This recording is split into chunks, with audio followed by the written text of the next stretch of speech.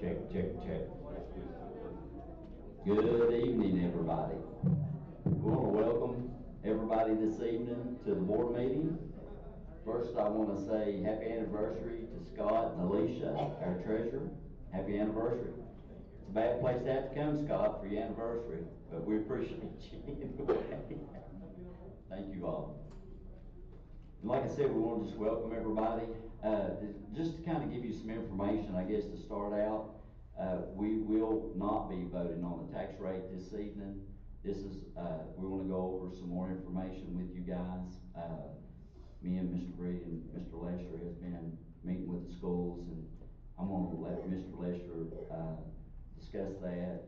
I've been able to work with them to make some strides. Also, we'll let everybody know that I was able to meet with the governor, kind of express to him a little bit about what our rural areas are dealing with and what we're going through. Not just Russell County, but all the other surrounding counties. I talked to him about the regional jail, and so I should know something by Monday or early Tuesday morning in regards to some assistance with that huge expense that the county has to endure. We're going to be meeting with the governor again on a Zoom meeting, and with Secretary of Finance and Delegate Will Morefield, that has been very instrumental in trying to help the surrounding Coalfield region and the Coalfield counties with all of the expense. As everybody knows in this room, everything's went out the roof, and you know, we really want to make sure that we can help everybody, and if we can work with them to get some of this stuff done, that's going to make a tremendous difference. So y'all say a prayer when you pray, and hopefully this we'll get some production from those two, or that one especially, issue that will help our county, and not only just help Russell County, but the 13 associated counties that are involved in that process. It's a very expensive process, and I'll let the county administrator expand on that a little bit later on as he goes through this budgetary process. So if everybody would stand, we're going to have our invocation and then pledge of allegiance.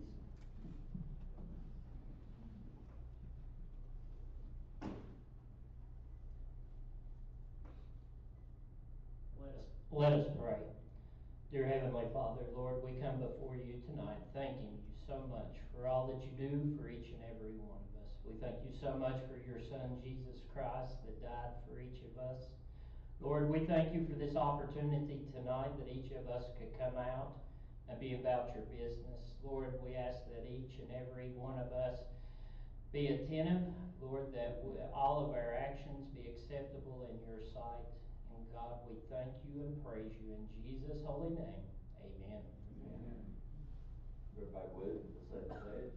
I pledge allegiance to the flag of the United States of America and to the republic for which it stands, one nation, under God, indivisible, with liberty and justice for all.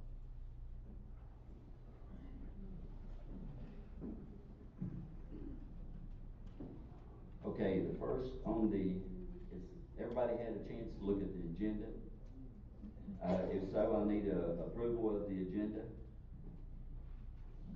Mr. Chair, I'll make a motion to approve the agenda as presented. Second. Okay, thank you, Mr. Hensley. Any discussion?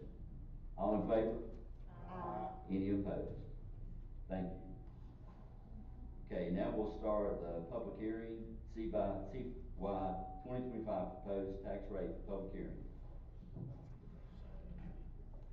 And we do have copies of the agenda and a sign-in sheet if you want to speak back there on the table. So make sure you put your name and information down, and I'll take them one by one as you guys come up. Thank you. Mr. Lester.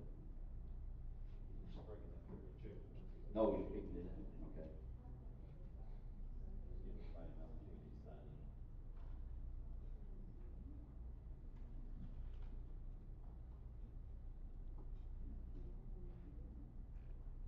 We're going to start out with a citizens comment period, and wait till I get a hold of the sheet, and we'll start from there.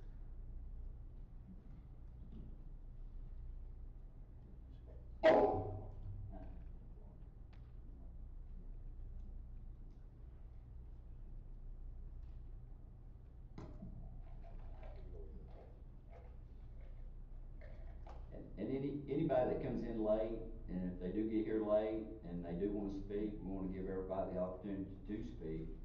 So, I'll make that announcement, if people do get here a little bit later on, to make sure we don't miss anybody. Let me put these specs on. Let's see. Okay, we have Doug Mays from Lebanon. Thank you, Mr. Mays. Doug Mays, I live at 1183 Seneca Garden Drive, Lebanon, Virginia. And I'm here to speak about senior citizens, 67 and older, that I think that their real estate taxes should be frozen at the age of 67. It's very hard to make ends meet between real estate taxes and over there at the power plant there, it get the $800 bill I got, power and stuff. And I think that the residential home people live in, their single family home, should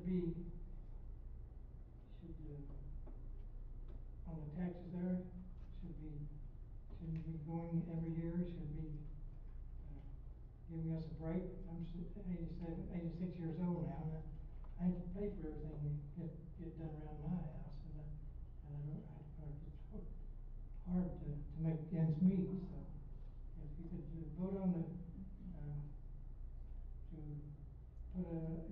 stop these payments from going up, freeze it on people 67 and older on a residential home, I really appreciate it. Thank you. Thank you, Mr. Mays. We appreciate you. Okay, Angie McLaughlin.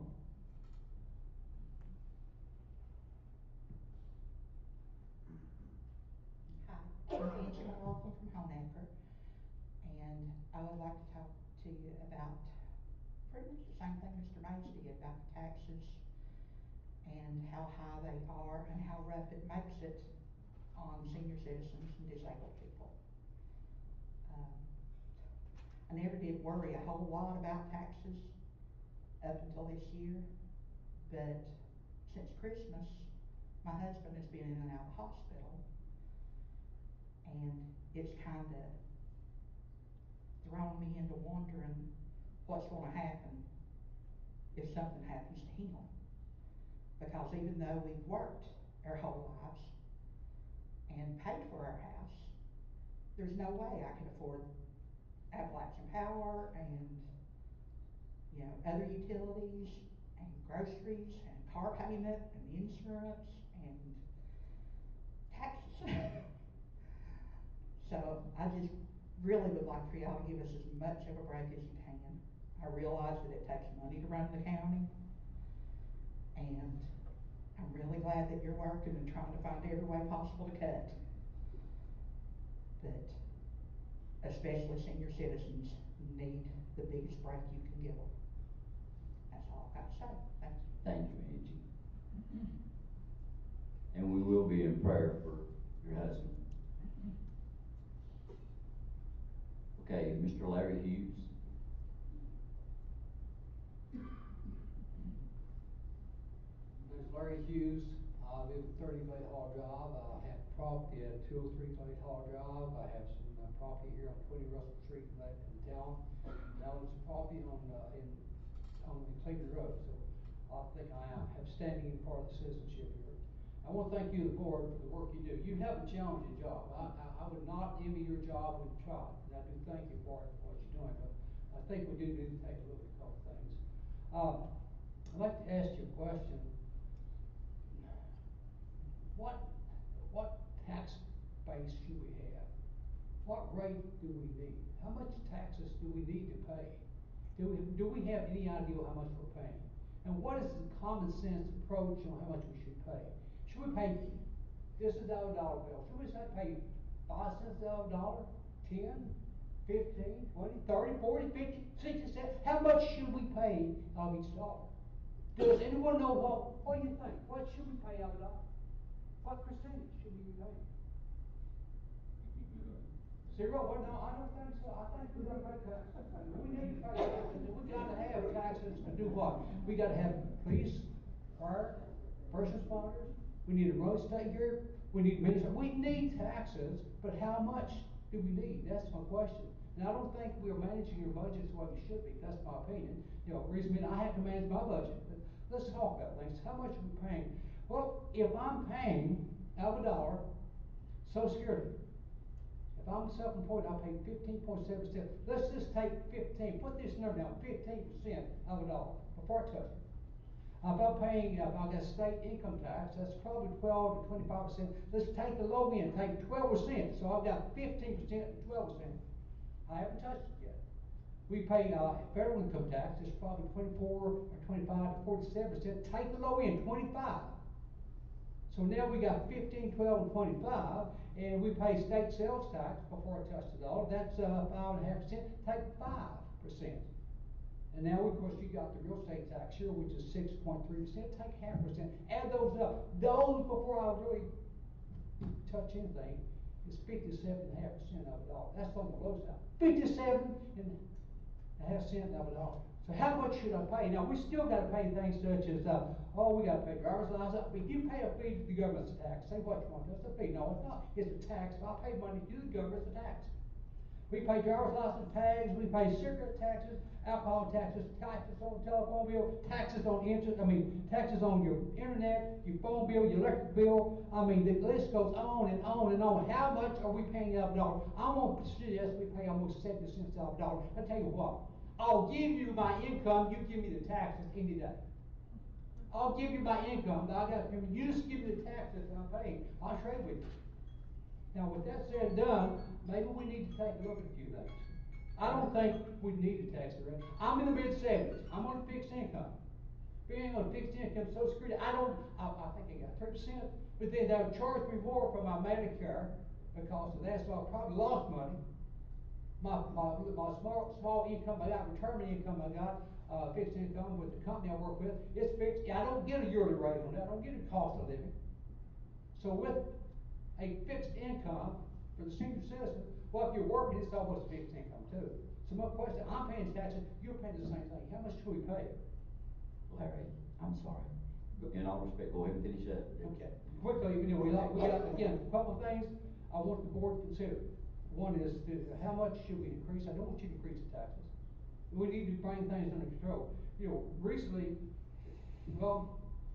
we need for every department to provide the board a detailed description of the request for money. If they cannot give you a detailed balanced budget, I don't think you need to give any raises to any of them. If you should be managing this money, I've got to manage my money. I only get so much. If I overspend, I'm in trouble. You have to manage what you got.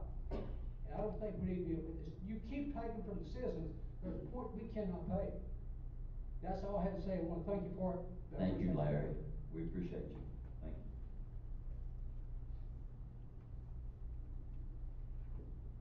you. Okay, Mr. Horace Christian.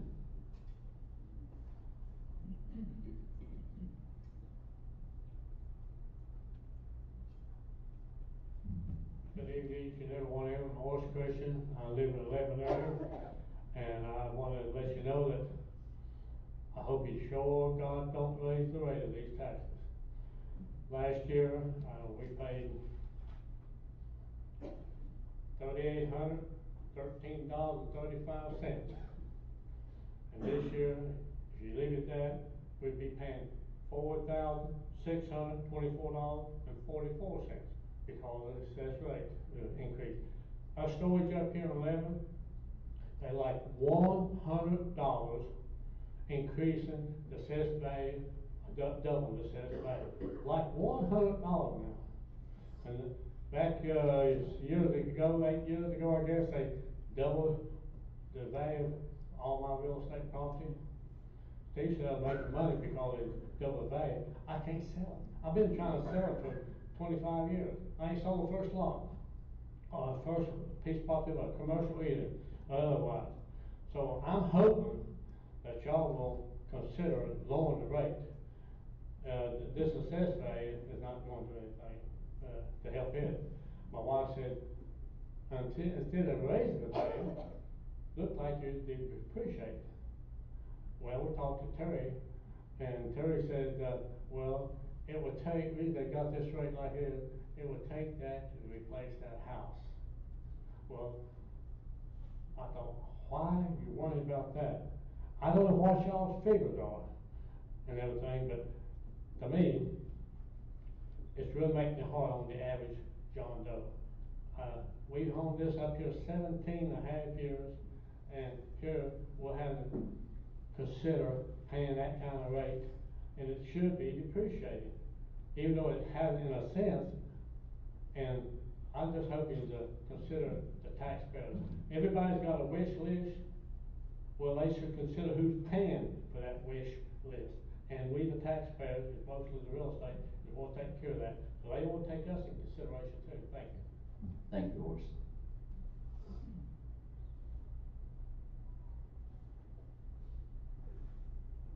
Okay, I'm gonna try to make this out, I apologize. I think is it Bradley and Karen on it? We're just sitting in. Oh, you're just sitting there? You're welcome to speak if you'd like. Okay, all right, well, thank you.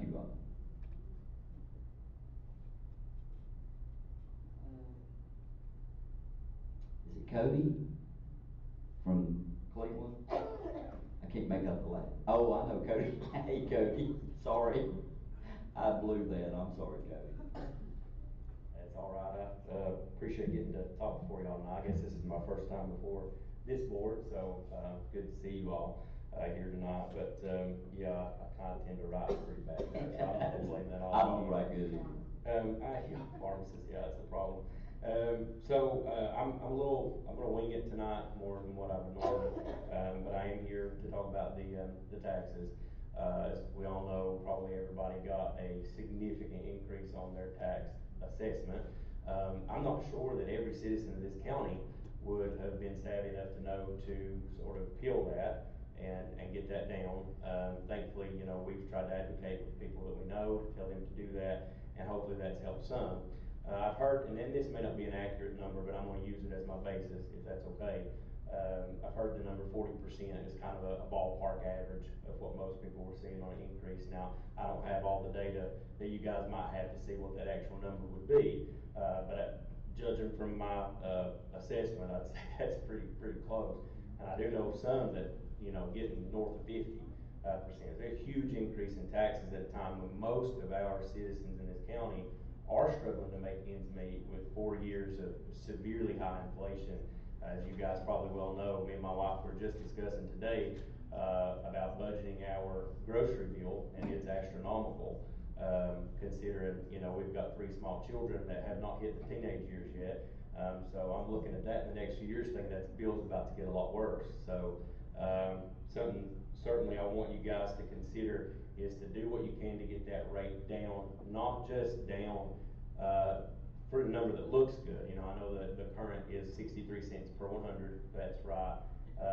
And bringing that down may look good on paper, but if it ends up still being a tax increase for me and the rest of the county, then it's still raising taxes. I just figured this up based on 40%. So this is more of a model that I would ask you guys to go through with more accurate data, and hopefully you have, Alonzo, having the numbers.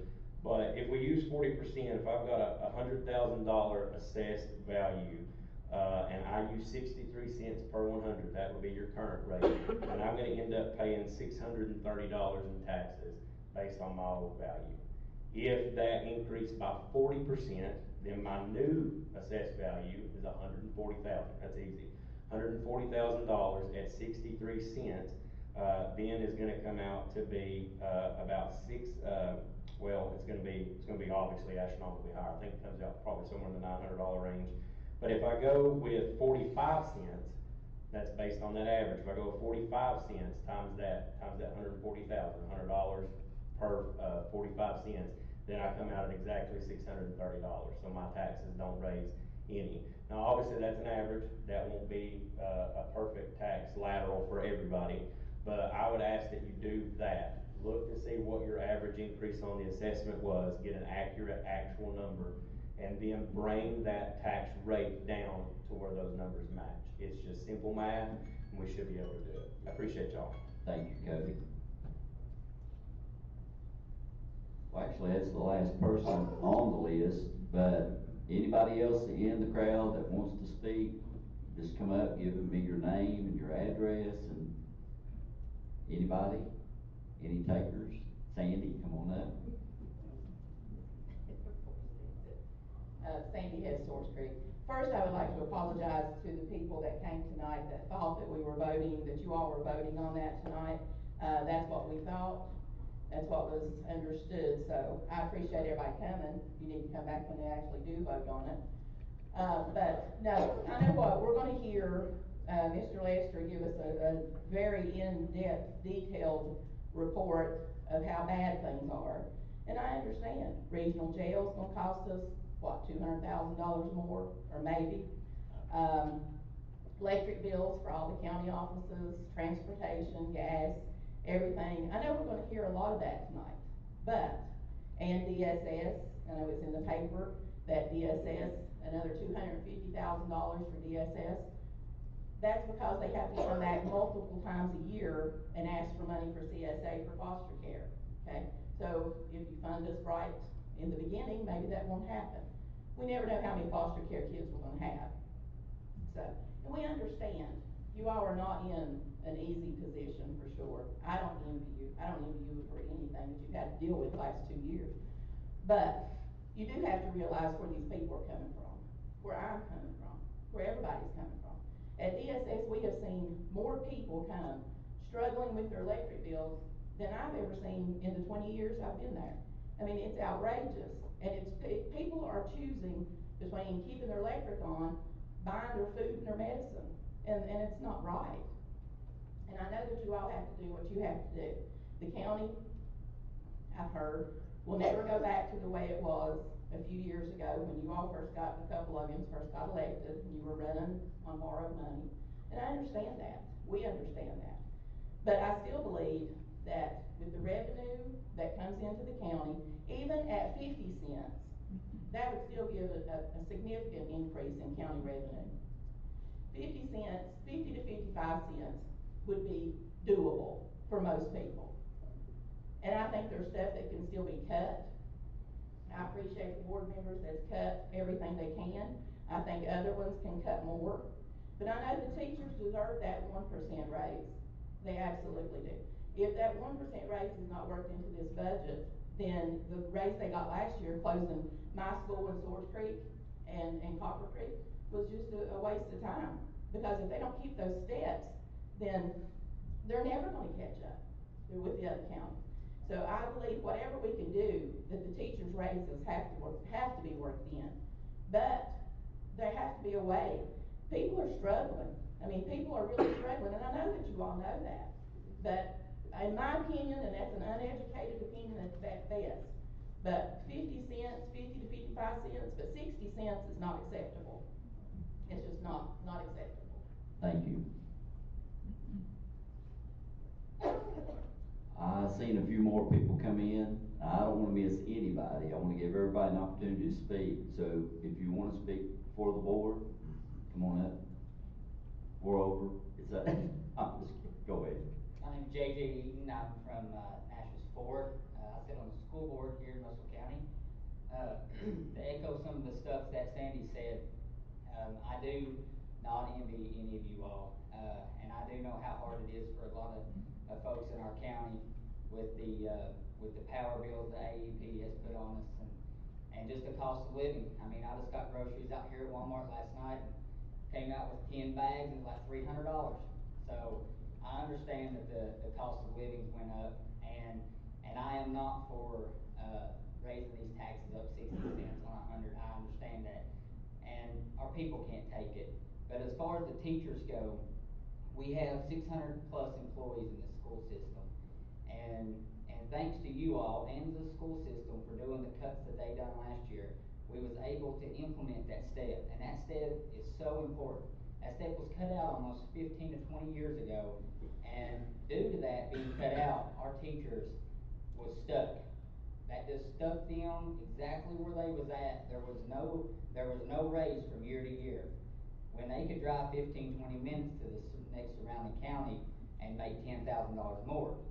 We have closed that gap tremendously. Now, with that being said, we are asking for the continuation of that STEP program to be put back in this budget this year. The 1% we're asking for averages out to around $200,000. And the only reason we're asking for that extra 1% is the state's sending down 3%. And we continue that step on top of that 1%, that will give us an extra boost, because we're still behind. People want to holler central office. We have less staff in our central office right now than we ever have. We've got less central office employees than surrounding counties, any surrounding county that you want to look at. When we look to our numbers, we are not overstaffed. Our classrooms are busting at the seams. And I would invite any of you all, and I have, and I thank everybody that has came with me to these schools and looked around, because you can attest by looking in these classrooms. At the bare minimum, we're an 18-to-1 student-teacher ratio. Some of these classrooms are busting at the seams at 23, 24 kids. Our 3-year-old program, some classes we have 2 and 3 aides in because we've got so many kids. So the lack of teachers, we're not overstaffed by no means. Now, that being said, this year, the teachers that are retiring, we're not hiring back.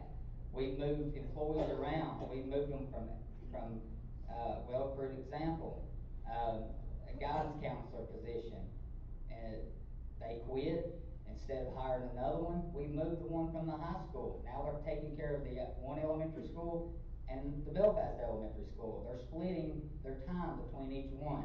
So we've moved people like that around the whole county to try to make it work. We've consolidated bus routes, which has saved a lot of money.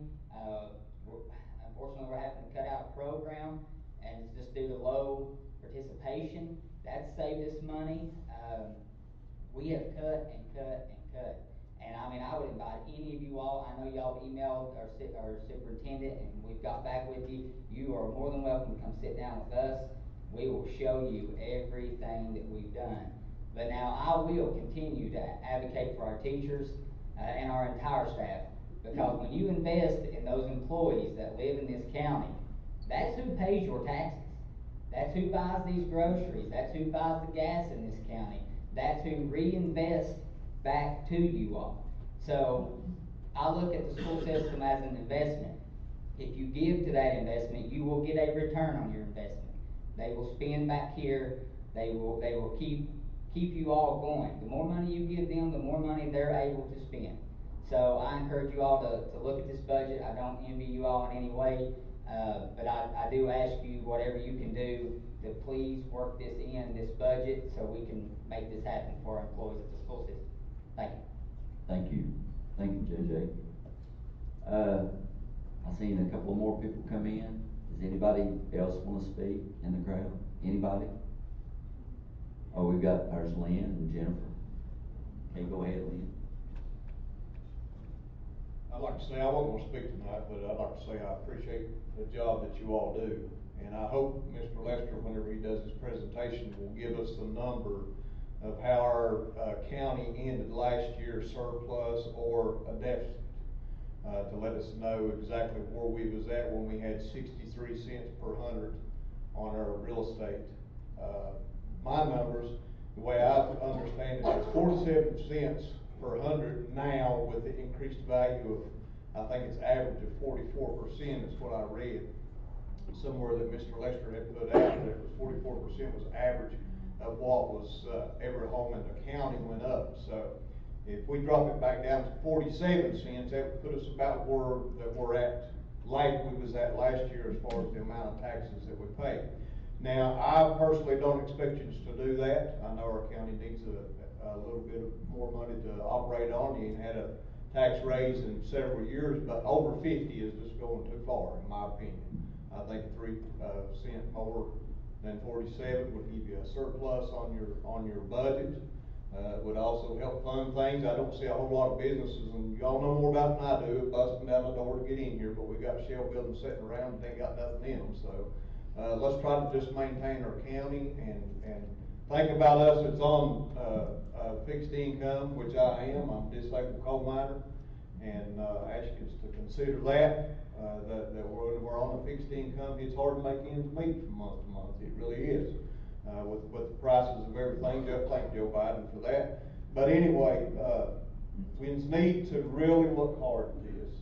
The county has been, prospering, I think, for the last few years as far as, the growth of it, and I'm talking about in good quality, morals and standards in our county, is what I'm talking about. So, take a look at everything that you can and try to keep these taxes down to where us poor people can afford it. Appreciate it. Thank you, Lynn. Jennifer? Good evening, guys. I'll be quick. I don't envy your jobs at all in this instance. I know how this goes. I once stood before you and said I would be willing to pay higher taxes for no landfill. I'm still at that. And I know that we have people with fixed incomes, has been said, and I know it's going to be hard, and the price of everything has raised, and there's not a lot of choice, and your jobs are to preserve the county, no matter what. So I don't envy you, and I appreciate all the work y'all doing with this, so thank you. Thank you, Jennifer. We appreciate it. Alicia?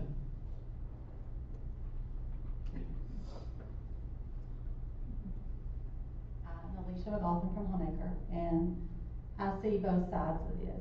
I work with the numbers every day. I see where you're at with your budgets. I see what the revenue comes in, and I see the expenditures. I know nobody on this board wants to raise taxes. I know you don't. And that's not a goal of anybody's, not a goal of mine either. But I would like to see us to be able to do more for our senior citizens and our disabled. I think if we could sit down and look at that program to see what we could do to help them, because like I said, I see the revenues and I see the expenditure side, but I also see the elderly and disabled come in my office and they have a hard time paying.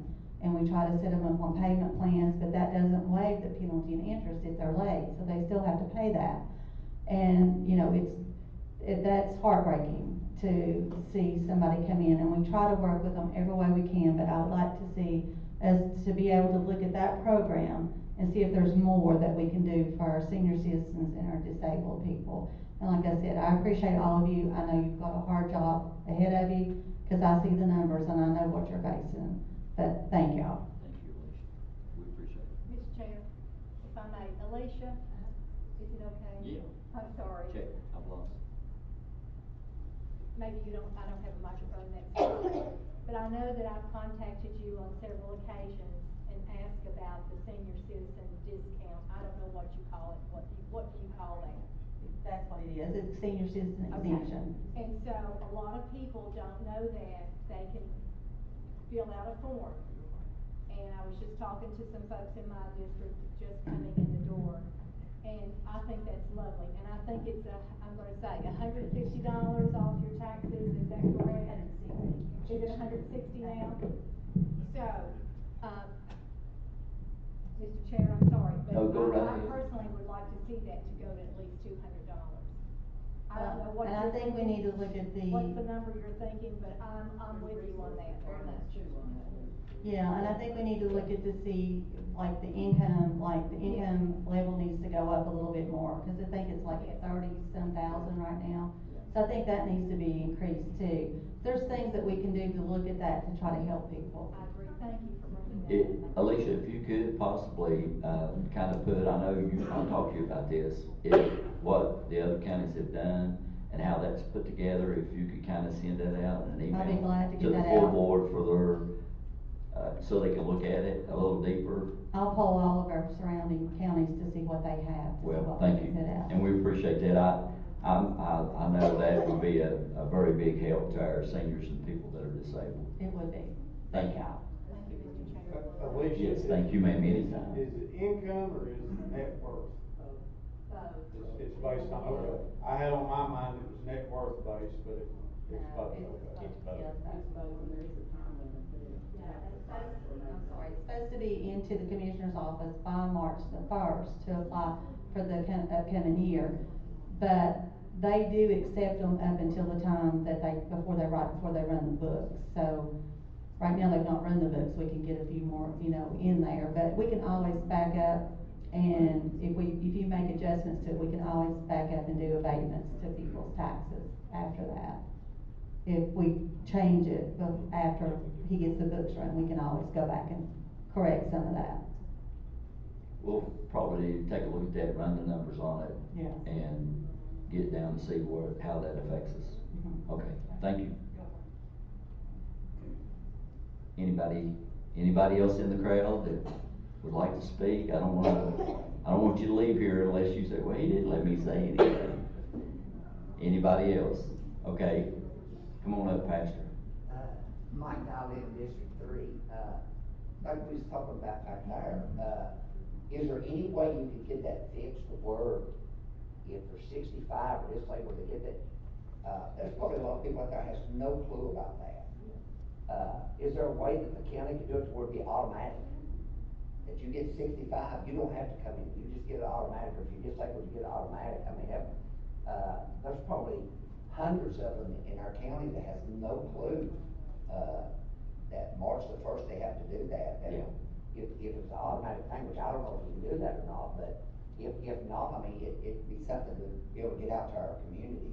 Absolutely. And save those. And, I mean, we got direct deposit, we got everything being automatic, and so it looks like some of the breaks that folks can get ain't automatic, and it'd just be good for them. I agree with you totally. I think once we get all the details of that kind of information, I think we're the only county probably in a lot of the areas that don't offer that assistance. You know what I'm saying, Mr. Dine? I think it would be good to accumulate that data and information. I think it would automatically, if it was passed, I think it would be in effect all the time. You know, I'll get clarity on that. Anybody else? Come on, man. Josh Burgess, Archer Road, Cleveland, Virginia. I hadn't spoke to y'all in a while. Been nice to have a break. Yeah, there's a lot of things that have happened in my life since I spoke last, and I won't get into that, but a lot personal and other adventures, and it's been all positive though. And thank y'all for what you do, and I'm gonna say a few things that y'all already know, but just to put it straightforward. You got three things here that can be a problem, and it takes all three for the county to work. It takes all three for household work, or a business, say, to work. You have a revenue, and you have a margin, and you have your spending. And you've got a problem if it's not working out for you. They all have to work together, or one can overcome them all. If you have revenue, if your revenue stream is excellent and you're treating everybody good, business is good, your spending is not such a problem, and your margin's not such a problem. Your margin comes in as your taxes. You want to raise your taxes, so y'all need to raise your margin. That means you've got a problem. You either got a spending problem or you've got a revenue problem. And anybody can look through the county and tell spending could be a problem. One thing that I realize is just sitting in this room, to break it down, we're actually sitting in a strip mall. Why does the government need a strip mall to conduct their business? How often is this area used and stuff like that? You know, the room's not full, but we could hold this thing in a barn and the people would still show up. It is very comfortable here, and thank y'all for the accommodations, but is it necessary? You gotta look at what's necessary. As far as the revenue goes, I would kind of urge y'all to focus on the business that are here in the county already, and try to help and coach and make connections if you can for those people. It's just like, you know, we show up here once, twice a year, we pay our taxes, and sometimes you get a smile and a thank you. And there has been some offices in this building that has went leaps and bounds, stepped out for me and done things and coached me and support and stuff, and I want to thank them for that. But you know, revenue, try to keep the business that you have in the county, and to attract new businesses. please, if it's a threat to anybody's health, environment, anything like that, water, air, please do not go down that path. Cause it will run the rest of us off. It will. And you'll have a short-lived business when all your anchor businesses, give up. Yeah, they're gonna leave. And I can speak on the taxes versus, electric rates. This past month, I paid $5,200 to AP out of a small business. How long can we do that? So, you either got a revenue, spending, or your margins. And, I would urge you to please stay away from the margin. Thank you very much. Thank you, sir. We appreciate it. Just to inform, I guess, the board, I didn't want to get caught up in everything. I am gonna ask the county administrator just to speak briefly on what we're trying to do. I know we're not gonna go through all of the numbers tonight and everything. We did that the other night at the meeting. But I will let you know that we are working hard to try to, on all the things that affect us also, to encourage them to lower those costs, because it affects everybody. When everything around you, just like we've heard tonight from all the citizens, it's not just taxes, it's food, electric, it's everything that we've been pounded with. And I know the legislators have tried to bite into the power utility. We are meeting with different people to try to look at different options to that. Maybe to offer a competitive company or competitive nature into the area.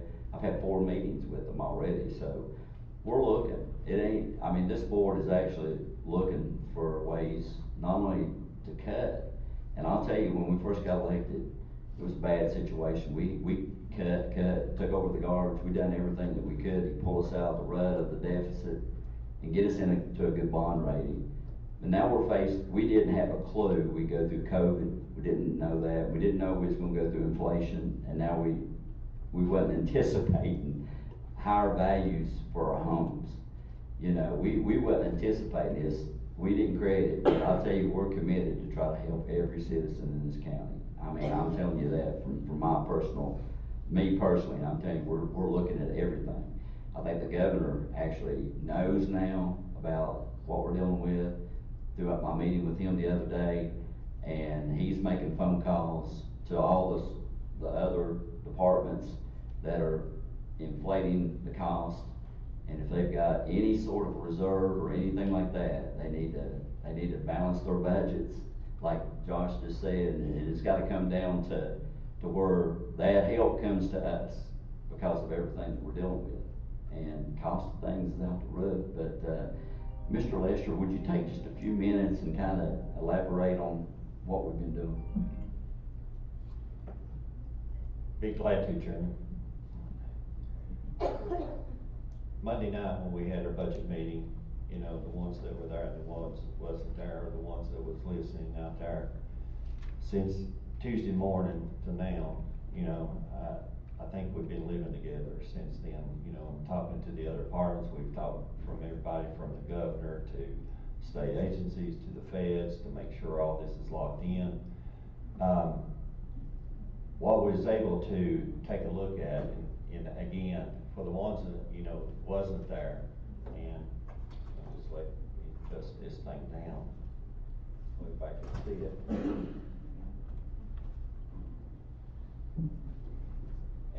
As we see here, and you were closing your analysis, Cody, it was the total average of real estate for single family homes, as we have got into these areas right here, including apartments and commercial and residential. And just in the housing residential, we're looking at a 36.21. That was what was reported to the state of Virginia. That's after 2,966 reevaluations that we met from January the 14th through March the 14th, which is a long period of time. This is what the net came out to be. Of course, as you can look, we had a 36% increase in housing. We had 20.01% in commercial, industrial, manufacturing, retail, and of course, into the agriculture line items that we reported to the state of Virginia, we had a 23.15. Now, in 2018, as you watch my cursor go down through here, this was our base and this is our land use, and our net came out at 1.334, which again, we were running on 63 on 100. That base, based off of our revenue, it generated with, at gross, minus delinquency, at about $8,400. Now, by the Code of Virginia, the Board of Supervisors can have enough flexibility to be able to operate within 1% during a tax, raise, and they can go ahead and put in the 1% on the tax rate without a public hearing, which would have been only about $84,000, which brought us back down to, $84.92 in base. Now, that is the 2018 real estate. That's what we were paying on. You can look at my budgets and it'll say 8,100,000 some odd thousand. Plus, it'll have the delinquency in it too, which is a percentile. Now, in the 2024, our properties went from 1.485 billion to 1.933 billion. That was a $468,890.22 increase, which was overall a 23.46% increase. Now, again, you have to take the 1.9 base minus, of course, the land use. That's part of the program, and then come in with a net land value of 1.743 billion. Now, in that 4.3, to be able to get back to base, based off of what the Board of Supervisors had already obligated in previous years, which is this year, to get back to that 8.4 billion base to this 4.8 billion base, which we're within $61 of, the net base tax rate would have to be in 48.23, just to get back to the level ground of what we've done in 24 and 25. So, to get back to this, now, as we bring down the base, as y'all will see, here is the base rate level of 8.42. We've brought down the numbers.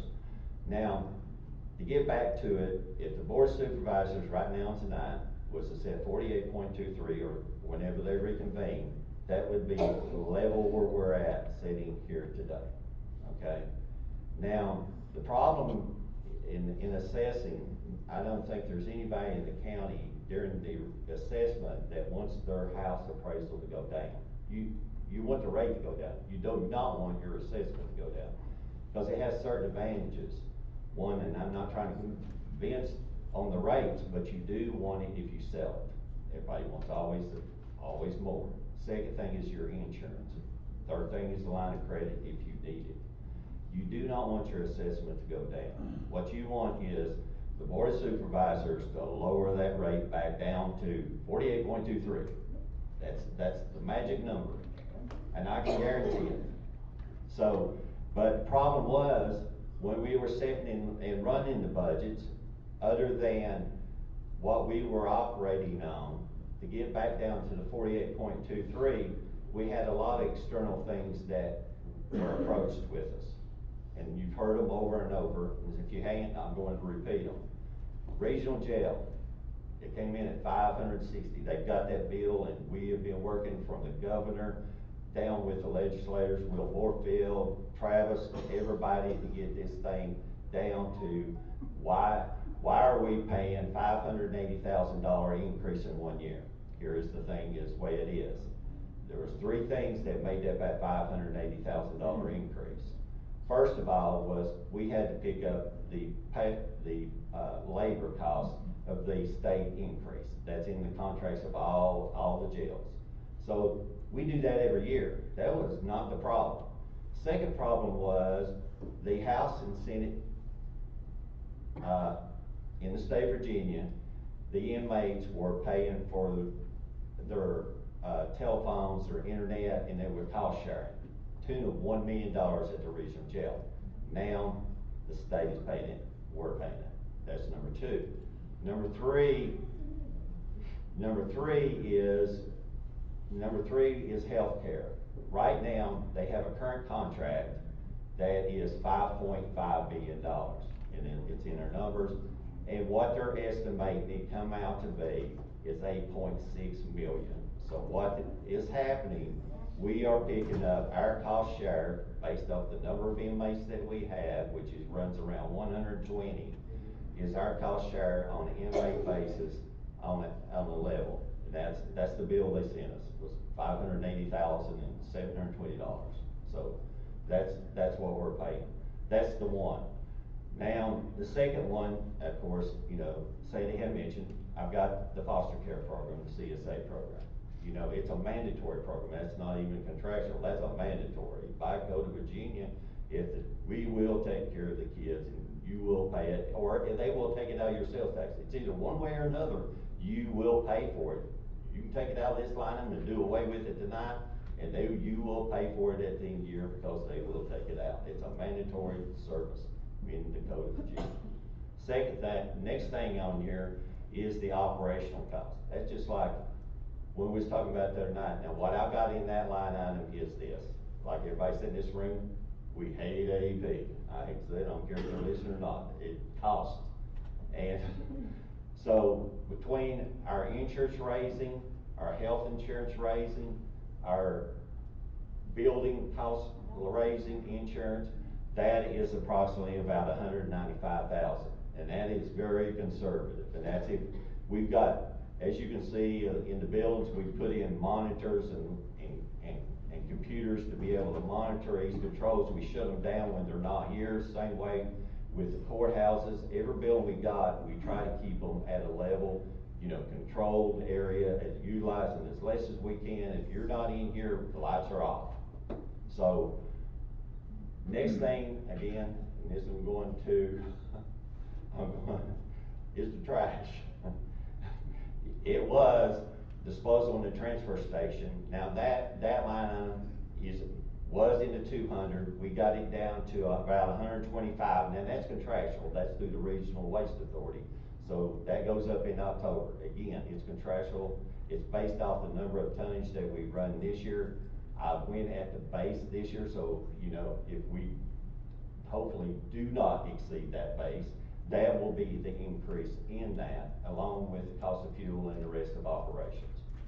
So I got 125. Last that line item, I got 5, which is the school board increase. Now the board some of the board has not seen this because we worked with them today. We just put these numbers together probably 30 minutes or 40 minutes before we come to this meeting. Last meeting on Monday, that number was 1.15 million. Now, what Dr. Hooker and the school board did, and what they're continuing to do, because these numbers are still evolving, they went through and they reduced their buses. They took out the buses. They have looked at cutting programs, not essential programs, but consolidating programs, and doing what they could do with what they could internally. They have looked at their people that are retiring and they're not going to replace. They have looked at everything they can do in their line items to get it down to the 752,930. This is the number that's here now. So with that in mind, our total increase that was before has dropped down to 1.892, and I'll have this up on the internet. Y'all can look at it how you want. The board will be in their packet after a while, for a total of $10.295 million, which brings down, we're at the 59, is it 59? 59. Yeah, I'm trying to see the bottom rate. So we're at 59 cents. We were at 60. I can, you know, this is what we do. But again, if you look at the two numbers that are here, regional jail and you know the schools, we're going to continue on this path. These are my two biggest numbers. So it's all external. if we wanna continue with the services that we got on these 5, now, as you've heard, now this is the real estate budget, as I said before, as you can see right now. And this is a 5-year analysis. This is what we have to do, print and by law. The budget is around the 8.1, and if you kick into delinquency, it's about 300,000 annually. That's that 8.14 million. Now, what we're looking at, and Mr. Eaton, like I said, and the board, we're trying right now, he's working with the regional jail board and the legislators to get that 600,000 down as much as possible. Can't make any promises, but I can tell you where we're at right now. The school is still working, and the regional jail is still working. So that's one of the reasons that the Board of Supervisors did not want to set the rate tonight. Why would we, we're gonna have to get it down to the firm, hard numbers, because you're right, the electricity's going up, the medical insurance is going up. Can we, how far can we push down towards the 48.23? To get it realistically, I have to pay for the electricity. I mean, I'm going to pay, or they'll cut the electricity off. I mean, there's certain things here that we're going to have number, but what is that number essential? I call it essential, people call it the magic number, or what it costs to operate. What is the bare minimum that we can operate on? So even in our departments, and what I have proposed to the Board of Supervisors, even in our department budgets, other than what is not under the constitutions, the courts, the sheriffs, I have got a 10% cut in other charges. So what I have done, I have went before the proposal of this budget, as you can see, and I have taken out line items for each budget, trying to pull in 10% off of each line item and each cut of each department, which totals out about $140,000. So I'm going to cut another 100 for you, and make all departments cut 10%. 10% on non-essential, the employees and the benefits, not contractual, because I can't cut those are contractual obligations. But the non-essential, non-contractual, a 10% cut through all 55 departments, which is about $140,000. So we're pushing with everything that we can, and we're offering, everything's on the table. So that's it in a summary. But one of the things that the chair and the vice chair did want to do is come in here where we've already been working with these 2 entities today, and the rest of these entities to come in and set a rate. We're not done working yet. We're not done working yet.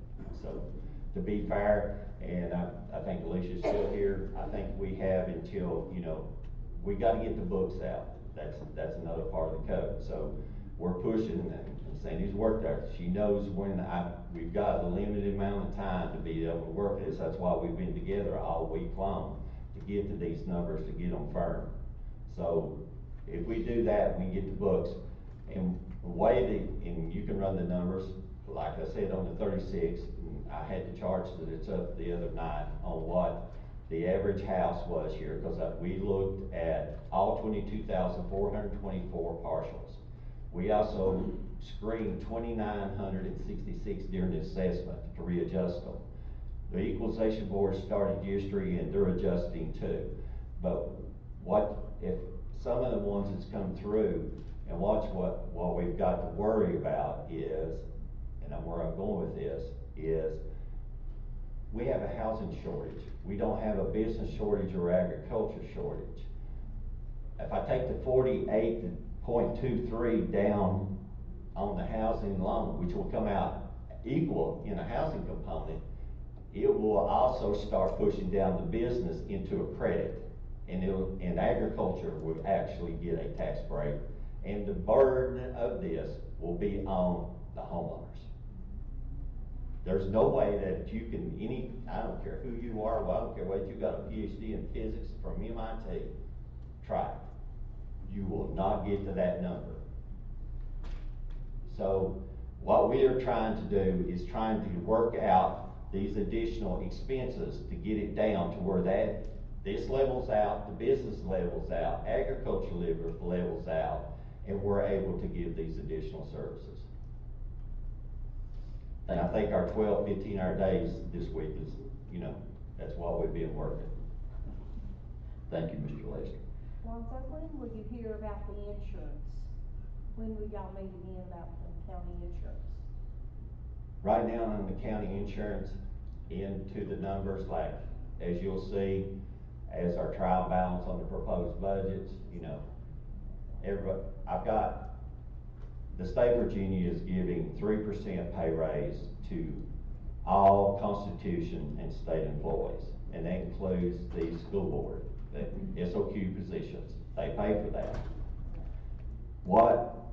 And then where I'm going, that's going a long way, Rebecca, apologize. As a match, I've got 40 full-time people, I got 44 part-time people to give the 3%. That's what you see in the budget online. What it adds up to is 3%, but I also got to include, when you raise your salary, just like the state does, your FICA goes up and your VRS. So I've got to account for all of those intertwined numbers to come to a budget.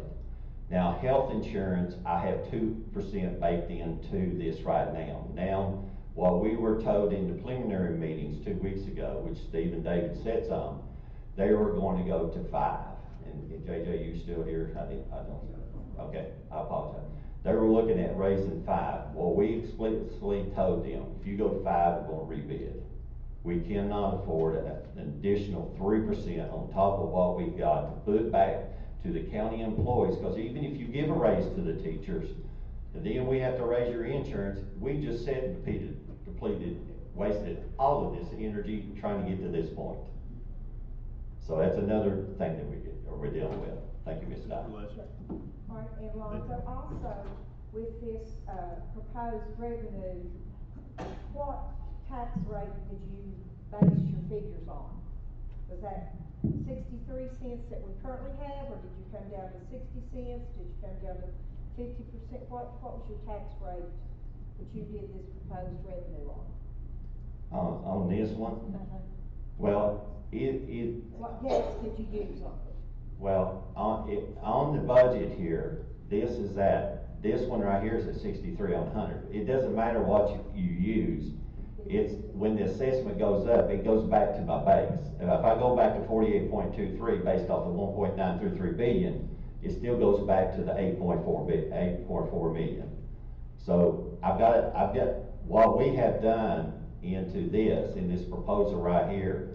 We've got to keep that because the Board of Supervisors has already obligated this through employees, schools, contracts. I have to keep the minimum base of revenue.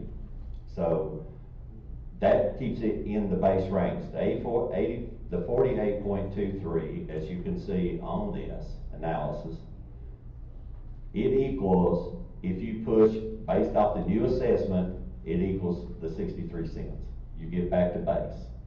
Like I said, you don't want the assessment to go down on your houses because it's worth $1.93 billion right now. Russell County picked up $468 billion, million dollars, not billion. I wish it was billion. $468 million in assessment. You do not want to be a county that goes into poverty. Your housing, you don't want your housing costs.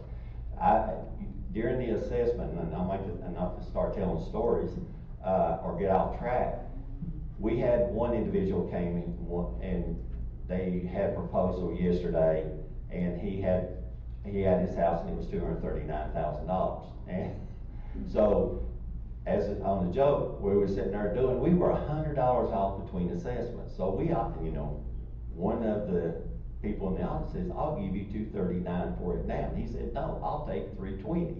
I'm going, wait a minute. So he said, argue with us for 15, 20 minutes.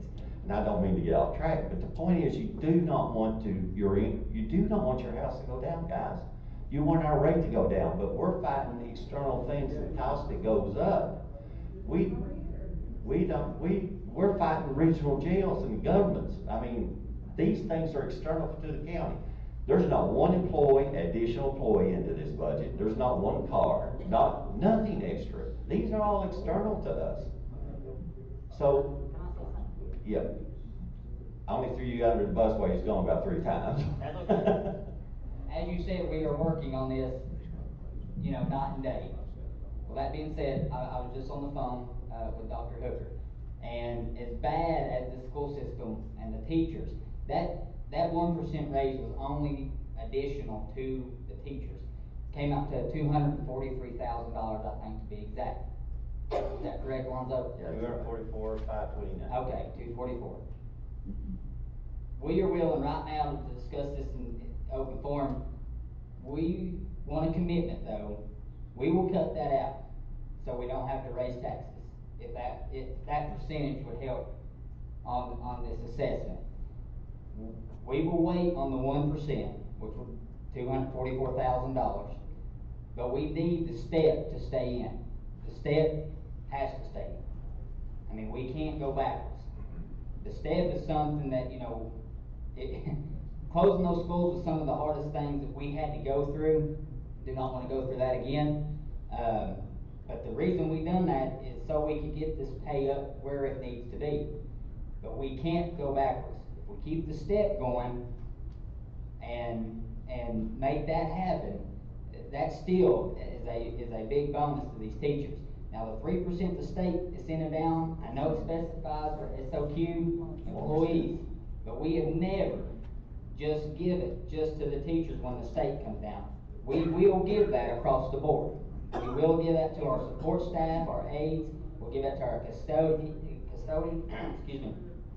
We'll give it to, across the board, bus drivers, everybody, across the board, we'll get that 3% from the state.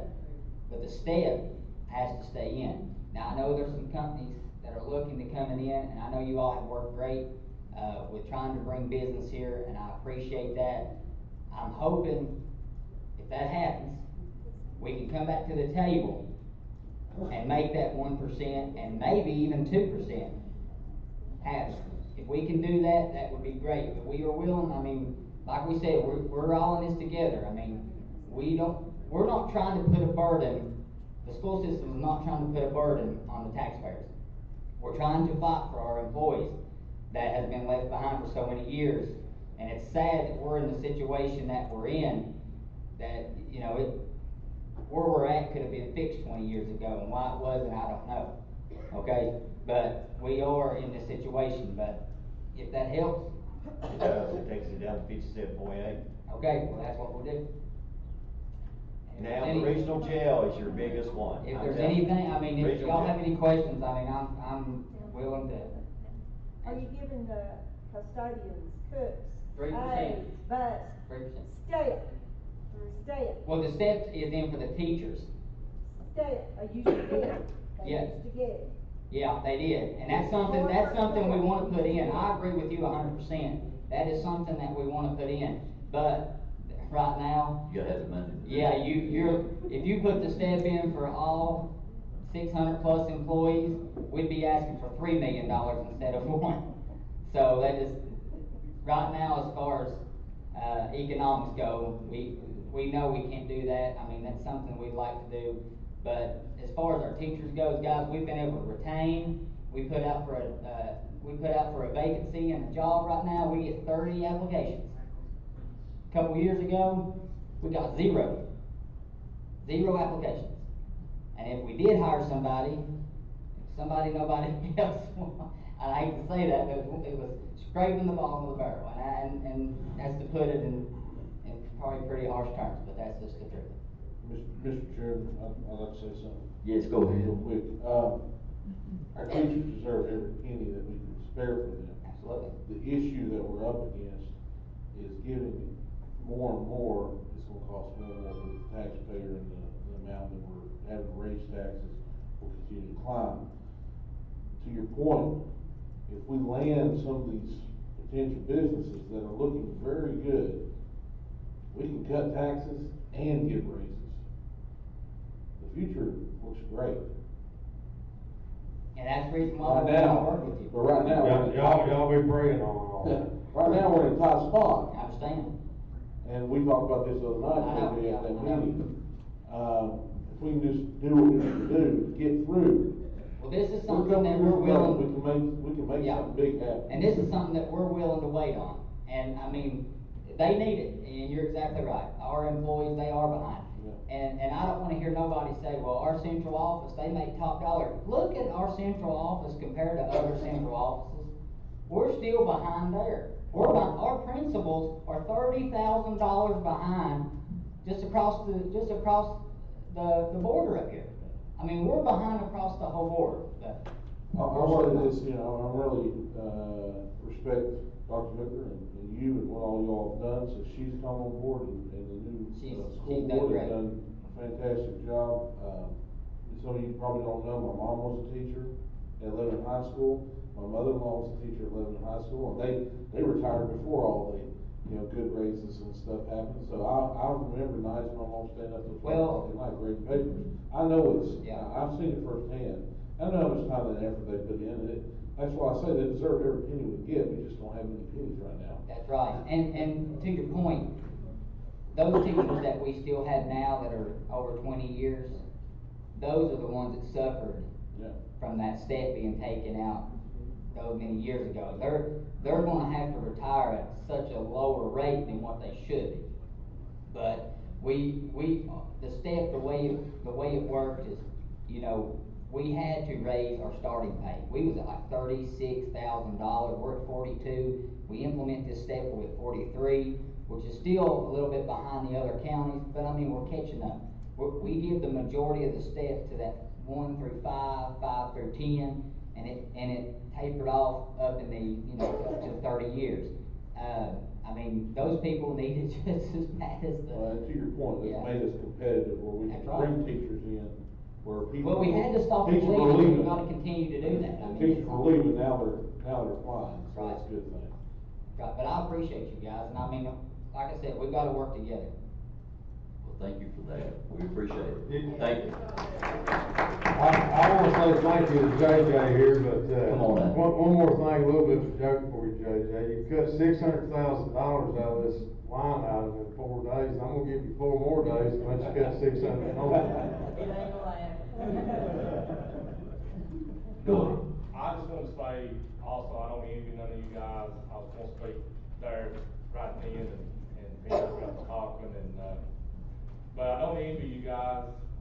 We appreciate everything that you do, but just want maybe Lonzo to elaborate. Did have a conversation I thought was going to be a 15-minute conversation with Peanut, and Lonzo happened to be in the room, and we ended up on a conference call for an hour and a half, and I got to hear some of this a few weeks ago. Just wish Lonzo, and he may have, and I may have missed it, elaborate a little bit more about that he hadn't seen happen with the residential versus agricultural and business and all the years that he'd been here, and the difference in the assessment, to get a little better understanding on that. Also, I'd say, I know that, to be honest, I was really disappointed. I almost want to get up and say, evidently our citizens ain't hurting too bad, because I would have figured this room would have been full tonight. I mean, I'll be honest on that. I mean, and I say that, I know they are, but I was really disappointed. I figured this room would be full of people tonight with a lot of concern. Obviously it's concerning to everybody, and you don't want to have to see these things happen, and hopefully you guys will be able to continue to work. But I've also been involved, worked with the county a long time, and I've seen the years that we kicked the can down the road and got ourselves in a mess on the health insurance, and then had to come back to our teachers and citizens and say, it's a lot easier to say something's going up on you $50 a month one year versus had to come to them and have a meeting and say it went up on you $200 or $300 that year. I can't remember what the numbers was. So I get it. We can't kick the can down the road.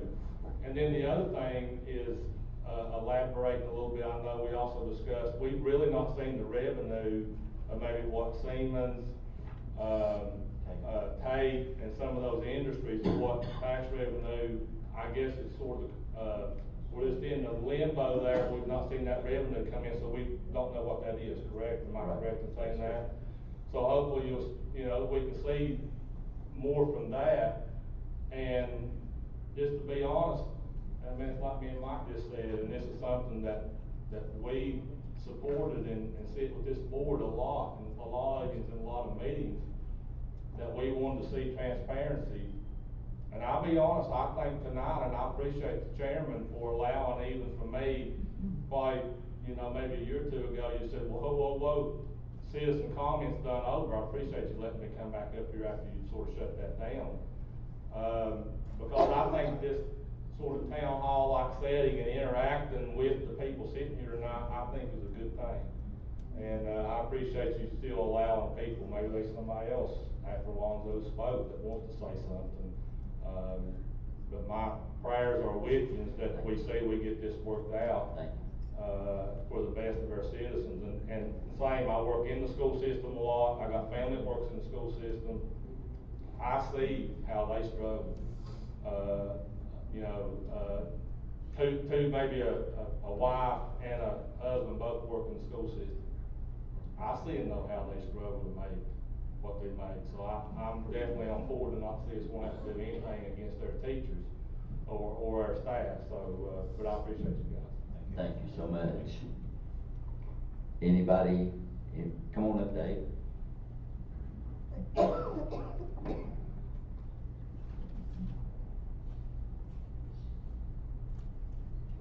Earlier, probably, this is one of the things that I've been talking to some of y'all individually about, that it may help the county, is are we certain, do we know, are we collecting all the money that we're supposed to be collecting with regard to properties? And I had a meeting with Lonzo a few weeks ago, and it seems like we may be 10% short on the amount of acres that's in the county versus the amount of acres we should be collecting property taxes on. And so those things like that come up, and I know, and I agree with Philip, I don't think I want any of your positions, but you know, when we find something like that, we need to probably identify what we need to do to fix that quickly.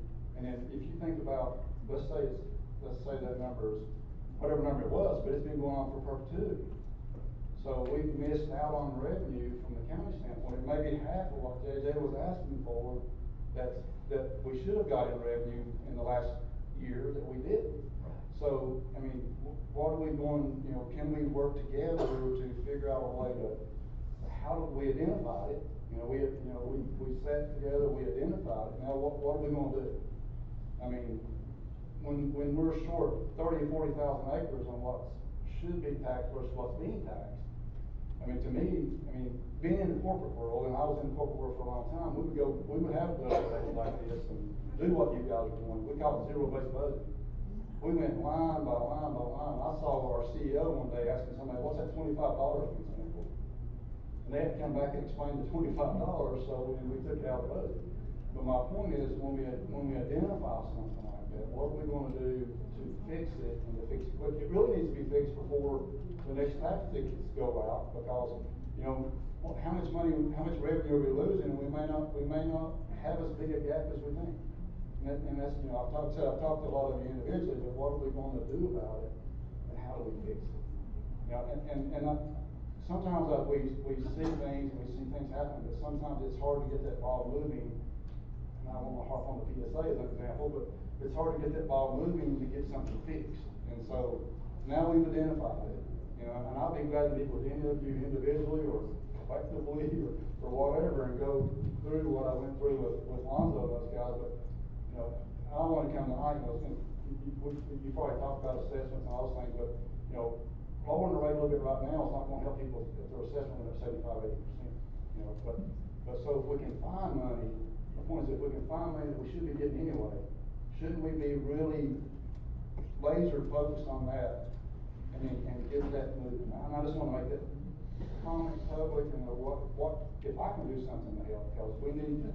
If it's $100,000 a year for the last 10 years, do the math, it's $1 million that we should have gotten. I agree. I've talked to you about this quite frequently. Yeah. And I think we're gonna have to really work on that and be aggressive with that. David, I agree with you 100%. We've got to identify those. We've talked about it, as soon as we get through this budget. And that's not to say we can't go back. You can only go back 3 years. Yeah. Well, it's not to say we can't go back and Has the commissioner and the assessor looked into this, cause that's kind of what they do? Did you talk to them about it? Right now, based on what, to elaborate a little bit more what Dave is talking about, these acres are missing. There are also, you can speak in with us, land that's tied into reclamation and nature conservancy. We're trying to get our bases again, a base, and get these meets and bounds done to be able to go in to define. Some of the lines have got skewed over the years, and we've got cherry trees as benchmarks, and the cherry tree is no longer there, the river is no longer there. So what will be the fix is, based off the meets and bounds that we have within the 477 square miles that we have, and Dave's done an excellent job of researching between the state records and our records and the GIS, is in looking and identifying those tracks and lines that is a little skewed. We should be able to go back when we do the shape files and overlay these, and we're going to be looking at a contract to be able to come in and identify those. So I thought about it while we were sitting there, and I said, yeah, it would be great for the county, but, you know, if I come in and tell somebody else, you know, the property owner, guess what? You've got 4 more acres than what we got on the books for, so. But we've got to get it fixed, is the point. You know, and it's in that acreage that's not defined. You know, if you guys are sitting out there in the subdivision, yours is defined per your plat. It is where it is, and this is out there. Doesn't miss anything, David, that we got, and it's into the also the mineral and gas. It is So a little bit of the mapping problem, but the majority of it is where somebody owns the surface of the coal. They're only getting a tax ticket for the coal and not the surface. Yes. The state code requires, and it's like, that's what the biggest offenders are. I found one parcel that was over 3,000 acres. They have a mineral tax ticket, but they don't have a surface tax ticket. that is correct. And they're supposed to have both. So they're, for lack of a better term, they've been getting a free ride for years because they own both, and they're just getting one tax ticket. Now, if you pull that tax ticket, it has a surface assessment on there, but they're not getting taxed. Even our whole mapping system, a lot of those tracks, it depends on what, if you've got a survey meets and bounds, you're good, you can insert it in there, but those meets and bounds, it'll identify where it's at. But some of those have been best fit on there by, you've seen the old surveys and how loose they were. I understand that, but it's still not a mapping issue. There may be a land chart there now that says 300 acre surface, 300 acres of mineral, but they're only getting the ticket. That's the majority of it. That's another problem. But I've seen tracks, I know where they're located, they're mislocated on the map. Yeah, that's true too, and that needs to be addressed, but the biggest problem is there is a tax ticket, but they're only being taxed for one estate. That's not a mapping issue, that's more of an administrative fix-it issue. Mr. Lester, is there a way that we can, let's take these as two separate issues, right? One's a mapping issue, that's gonna take a little time to work out. The taxation issue is something that we need to take action on. And is there any way we can go through and see and identify these properties that have a surface and a mineral tax, and identify if they're paying on both of those taxes? Well, what Mr. Miller was going to tell you, it's kind of, they're intertwined, because, you know, from the assessment, you gotta know what you're taxing. You can't just arbitrarily go ahead and say surface and this, and, you know, if they're being taxed at the gas and oil, yeah, and now the surface is, what is that piece of property well defined? You can't just arbitrarily go, okay, that will apply to the surface and what it is. Am I misspeaking? You know, some of the ones that we found, you know, are they combined in aggregate? You know, are they surface combined with the oil and gas? Is that how they're building? And then on the tracks, and each one of the tracks has to be defined too, to make sure that that is applicable to 30 acres that we're building them for. If defining that acreage is the issue, it sounds like we got an issue with the whole county. No. I can point to a whole bunch right now that are getting taxed on their properties, but they're not defined correctly. To add to what Mr. West's talking about is you can high grade and say, okay, Yeah. and I could give you tracts to high grade. Right. And say, okay, here's 1,000 acres of mineral, and we can look at the land card, that's also 1,000 acres of surface. And so you could probably wipe out a percentage of it by just looking at the land cards and saying, okay, the land card already has it on there, it's just not being taxed. And you can look, so you could pull all the mineral land cards and say, does it have surface on it as well? Say, okay, that's where you start. So why don't we start there? If you've got that list and you know whatever you know, if you know 5 tracks, Monday morning, those 5 tracks need to be getting a tax ticket for the past 3 years. They ain't been paying taxes. That's common sense. I mean, it's low hanging fruit, we need to hit it. I mean, that's theft from the rest of the taxpayers, is what that is. That's what I want to bring up, and that's the reason I asked it. I mean, I'll buy you breakfast to come in here Monday and. I've done all get this pretty tax good job. tickets printed out. I've already offered him a job. That's why when all this started talking about taxes come up, and I got my reassessments, and I brought my deeds to the hearing that I bought them probably for a lot less recently, for a lot less than they're assessing me at. I started asking questions, how many acres does the county have, and how many acres are being taxed? So I put all that together, because that is what we do. And, so I just wanna make sure everybody's paying before mine goes up. So, but anyway, And these coal companies probably, they had influence there for 50 years ago. well, and I don't. They could have had somebody come in here and just tore up the land, or anything could have. No, the land, I don't think that's how I work for coal companies. They pay my people. Well, I've worked on a lot of coal companies, too. I'm not saying that. Stuff happens. And I managed land for coal companies, and I never did that. So, but, there's just a mistake, it's been an oversight, and we brought it, it's been an oversight, I'm just trying to bring it to attention, let's get it fixed. Yeah, what I'm saying is let's not let the gravity of the entire problem stand in our way of fixing the things we can fix. And work on the things you can fix right now. This is a crude comment I used to tell my people. We mapped over 4 million acres when I worked for Sanscast. Crude comment, it's like eating an elephant. You have to eat him one bite at a time. Somebody starts at the head, somebody starts at the tail, but the elephant has to eat it. So that's. Mr. Miller, I want to thank you so much for all the work you've done in our conversations. Absolutely. This guy right here is a sharp cookie. I appreciate it. Thank you, Dave. Thank you, Dave, so much. Mr. Chairman. Yes, go ahead. Yes. Oh, I think we need to check the mic. Push that. There you go. On? Yeah. Okay. So, many years ago, when several of us just got here, Rebecca Dye was in the front end of all of us. We ran up on this issue and we discussed this probably about in late 16, maybe 17. That the GIS was not correct. We had problems, but we also had financial woes that we were trying to work through also, because this is an expensive endeavor, I do believe. And so, we have talked about this. In fact, that's about the time that we let the first level of the GIS go to the public, so that our real estate folks and everything could look at that. Now, Mr. Miller and I have had conversations, and yes, we understand each other. There are black holes. Coal country is difficult at best.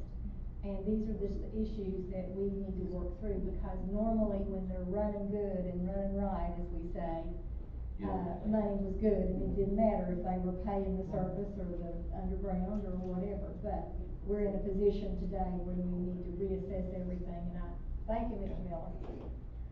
Yeah, and I'll be glad, just to follow on what Ms. Wallace said, I'll be glad to get with, Commissioner of Revenue and the assessor, because that's, under their umbrella. Well, We'll take a look at Let's that. expedite that. One of my recommendations, and I'll tell the board, and I've talked to Mr. Miller numerous times, and I did call you back, Dave, leave you a voicemail. I talked to him a lot on the phone, but, I had talked to Dave, and Dave, Mr. Miller had made a recommendation to bring in an independent type person, that this is all they focused on, even if we had to pay them a percentage of the money they found and the process. So I'm open to anything. I think this has got to be addressed. We don't have an alternative. We've got to look at this deeply and we got to address it. I've talked to Dave about it. I actually said, Dave, won't you just come on board with us? And he said, well, I got a full-time job, and you know, I said, well, I understand how that works too. So I do give Mr. Miller kudos for what he's been able to do and the work he's been able to put in this on his own time and his own dollar. He didn't expect anything in return. He really dug into this for us as a county to actually help us. And it don't hurt us, it helps us. So I agree with the full board. This has got to be expedited, and we need to work on this as quick as we have introduced a new software plan, you know, that we've accessed, and we actually accessed it and gave it to the public at no fee. It used to be a fee you had to pay to access it, so we have gave that to the citizens of the county. It needs a lot of work, and it ain't just Russell County. I'm telling you, we have these conversations with all other counties too, and they're just amazed by what Mr. Miller brought to my attention, and then I had a meeting set up with him and county administrator to identify and look through this information deeply, to see how we need to go to the next level to address it and work on it. So, is there anybody else in here that, I don't wanna leave anybody out? I mean, does anybody else wanna say anything? Okay. Just Tina, do we have any projection time frame of knowing when we're gonna start seeing revenue from these businesses that's coming? Lonzo, do you know any projected time on Tate and Simmons? Like, it usually takes, I'm gonna guess, about a year before we actually see a lot of return on investment. Is that not right? Yeah, Ms. Wallace said we're in the honeymoon period right now. She's absolutely. And then Lonzo, elaborate a little bit on that, about the. Yeah, elaborate a little bit on the difference between the commercial and the. Is that what you was talking about? Yeah. I couldn't hear you. Well, we talked there a few weeks ago, and you was explaining to me you hadn't seen that happen in. Oh, it's been such a broad. 20 years. Residential business and agricultural business deals. The difference in the percentages, Some right? categories are getting attacked. Some like commercials, Okay. way lower. I'll be glad to elaborate. Yeah, go ahead. Okay, like I said, on the families, they went up 36, but one of the things you've got to understand, you know, yeah, we're Cole County, but we're agriculture county. You do not want to hurt your farmers, so we've been going at this at a tenth of percentile at a time to try to get to these numbers to where we don't hurt our businesses that are here, because we want them to stay here. We do not want to overtax them either, nor is our farms, especially our producing farms, and to be able to get them down to a level base, but not put the burden of a tax raise on the houses. When we was talking to the consultants with the state of Virginia, and this guy, he works in the Department of Tax, he is the head assessor for the state of Virginia. He actually walks with the main consultants with Amazon and the rest. He does data centers and the rest, and that's all his job is. He's the head assessor. He said, Lonzo, he said, when I pull up your sales data and your ratios, and we look at what assessment y'all got, your unemployment rate, what you've got coming in, is going to do well. I said, yeah, but I need it now. There's a problem. See, I got a calendar year tax base, and that's not going to kick in because they're just coming in, and we're working on other projects that we can't elaborate on tonight. When these get in next year, we'll be in better financial condition. He says, he worked on the Virginia Economic Development Program, so he's tied in with them, so he knows what's coming into Russell County. But until then, how do we get there and not hurt the citizens, not hurt the businesses, not hurt the agriculture, and keep the services at what the citizens want? It's Lonzo, I think what his question is the comparisons we gave to him was the difference between residential and commercial, the percent wise, as far as like how much the commercial, like business tax is a lot lower than the residential. An increase per class. That Yeah. increase per class is what he's asking. Yeah. I mean, you've explained it, me and Mike got to hear an hour and a half conversation. There's a lot of figures and variances in here. The people in here to better understand, because we didn't understand until we heard you speak about it, the differences, such a broad spectrum between the agriculture. Hey Liz, you wanna come up, so everybody can hear you, sure?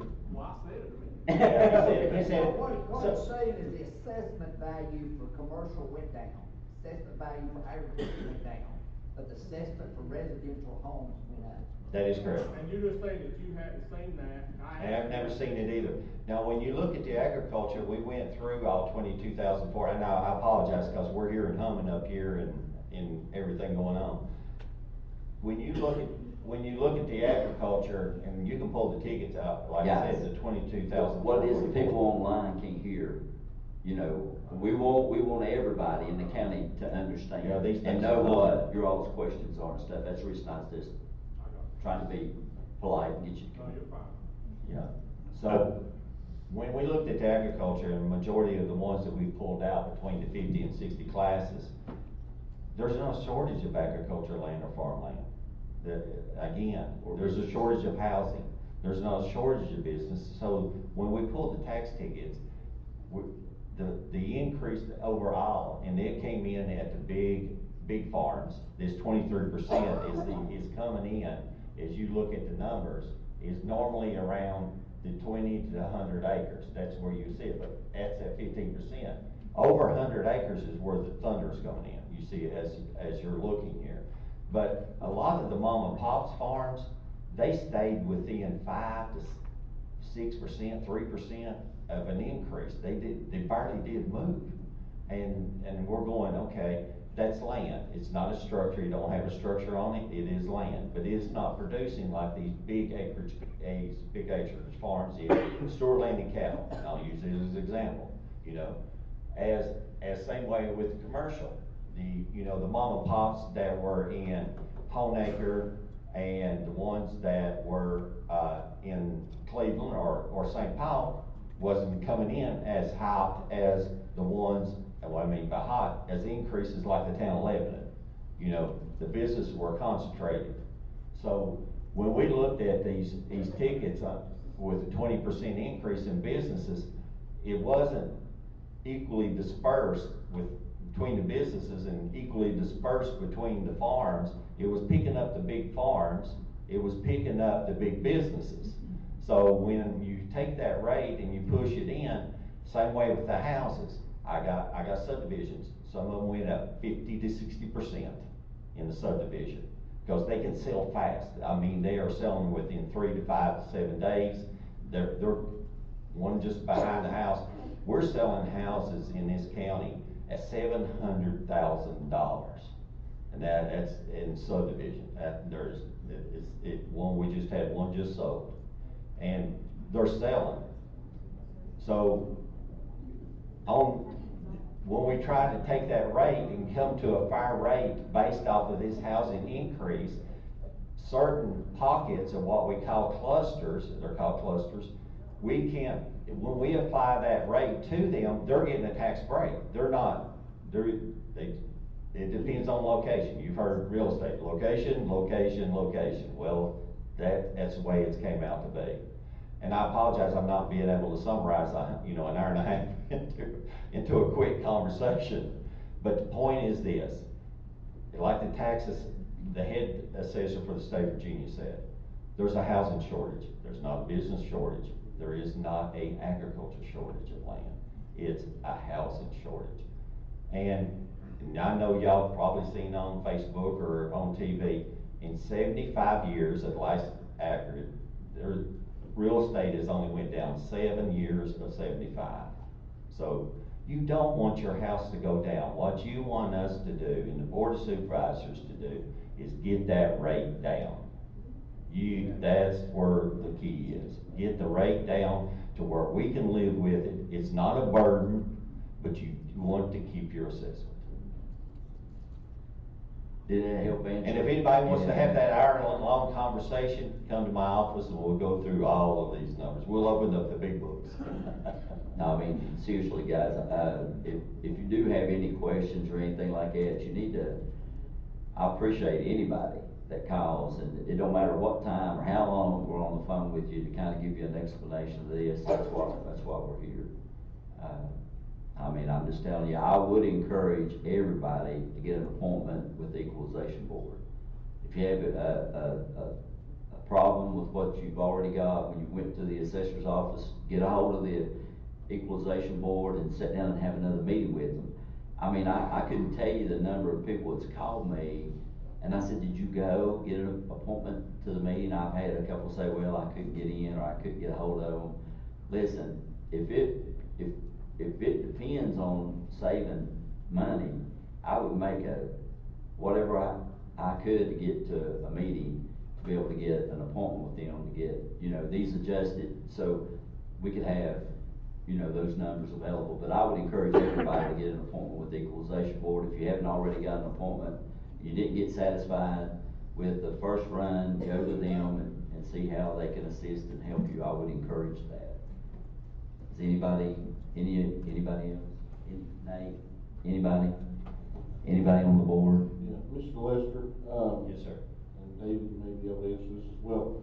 I know last year we had spoke, halfway through the year, we spoke about the race program and a potential sponsor for that. Do we still have that in the works? Yeah. In the budget? Yeah, I have talked to him about 3 different occasions, Nate. Let's make it 4. I'm trying. I will tell you, I'm not gonna promise you anything, but I am trying. That's $141,000. Yeah, I'm trying. So that would help out as well.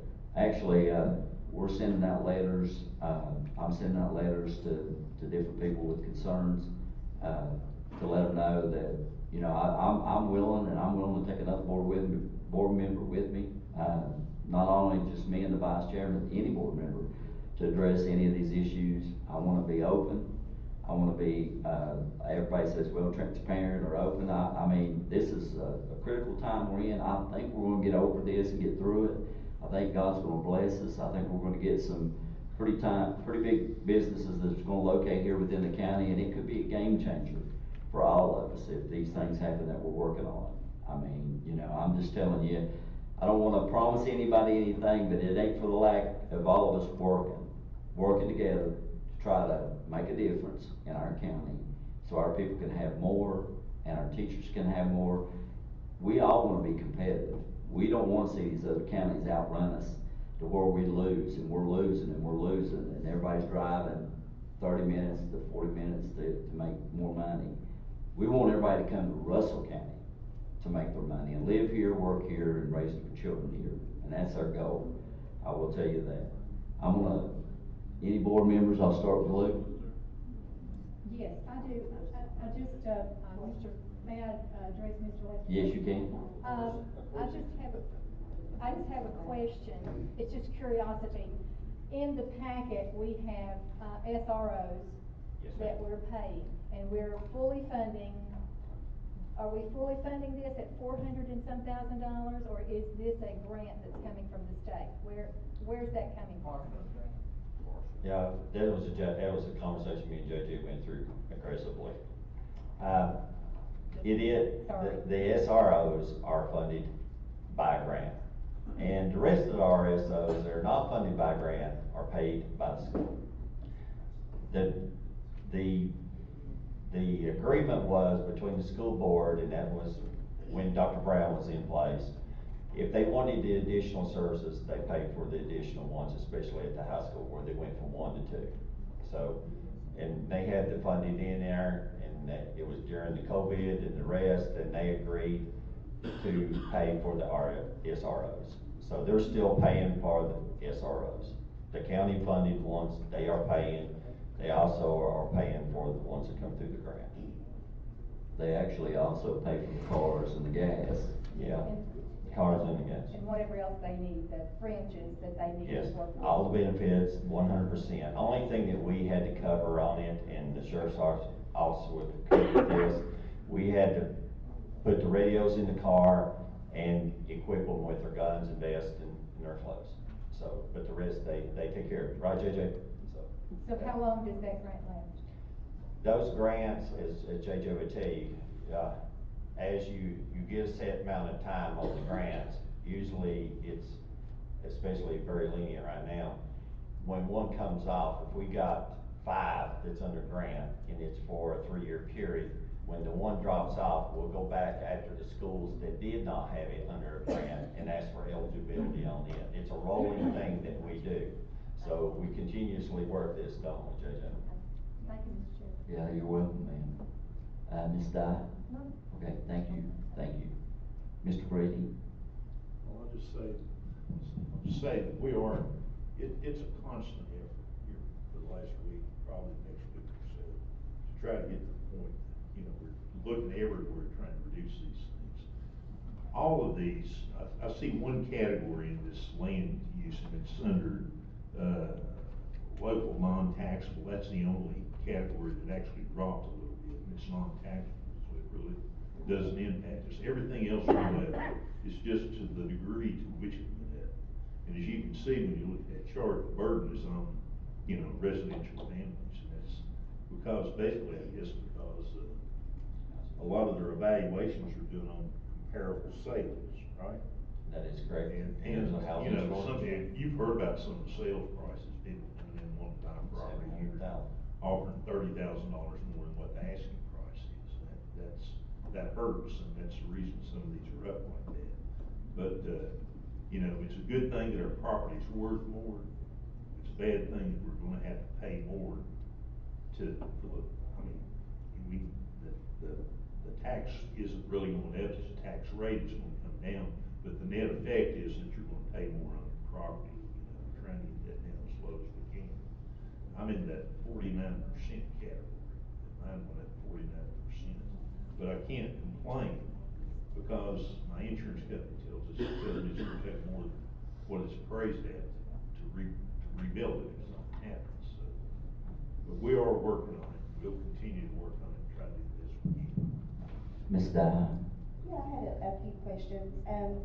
Now, Alonzo, you said for Simmons and Tate, you know, you don't have any numbers. Is that including, tool and die, like projections? Yes. Okay. When do you think you'll have those for us before? Well, see, based off, Tate was a very good company to work for. They always ask for no performance agreements on it. But the majority of these taxes will come in, taxes not on fiscal year. I wish they were. It'd make it much easier to budget. It's on a calendar year. So your first year in, like new one, if we put something in, you know, Siemens or Alcoa or something like that, you know, I'm just elaborate. It takes it into the next following year to be assessed and go on the rolls to be able to pay. So based off of, you know, I can't talk about what's going in, right. The businesses goes. But if, based off of what we're seeing and what has been obligated, you know, where I'm going with this is machine and tool will go up next year. Okay. Then I have a couple more questions. Yeah, go ahead. One thing, let's see, recycling center for 22, 23, 24, there's nothing there, and then we have a big 30,000. What's that?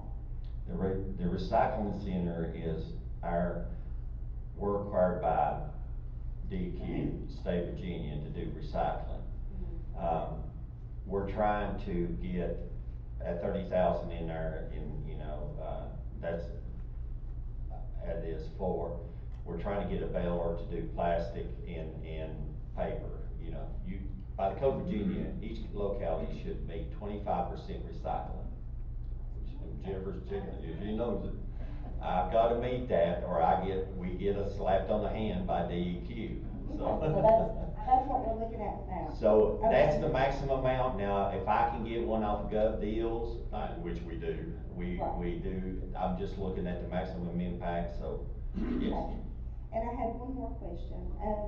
When you look at the Industrial Development Authority, there is $70,000 for IDA property and legal services. Yes, ma'am. What's the deal with that? Now, they're their own entity, correct? They are their own entity. Now, that line item was It was added at the request of the IDA because of these new businesses that coming in for legal fees. So they're huge, and I mean huge. These legal fees could go in, attorney's fees of these new businesses that they are promoting. They asked for the Board of Supervisors to be able to assist in this. They could not carry the weight on these. These are, big as, Northern Grumman. So it's going to take a while. So that is a request. That's up to the discretion of the Board of Supervisors. And you gotta remember too, and I'm not doing a trade-off, a tit for tat or status quo. They are contributing property that behind the parole office back to the sheriff's department. Not that we're calling that tit for tat, but they're going to have. That was get to even because they give land to the town. Yeah, We're back to even. Everybody's on even playing field. We don't owe them no money. Right, but the board knows what projects are coming up. Y'all know, y'all seen them since January, so that's what they're asking. Now, if they do not utilize that for that purpose, then we would, we'll work that out. So that's setting in there. If these things proceed, these things come to fruit, which they are moving fast, then we'll need that money. Or they will need that money. Is that all, Ms. Dowd? Thank you, ma'am. Mr. Kaiser? I'd like to thank everybody that came out tonight and spoke. I wish there were more that came out and spoke. We do want to hear what you have to say. We want to know how you feel about things and how you feel that we should spend your taxpayer dollars. None of this is free. None of the things that the county does is free. It's all your money. So we want to know how you expect us to spend that. And I've had a lot of conversations with people on the phone and text and some on Facebook.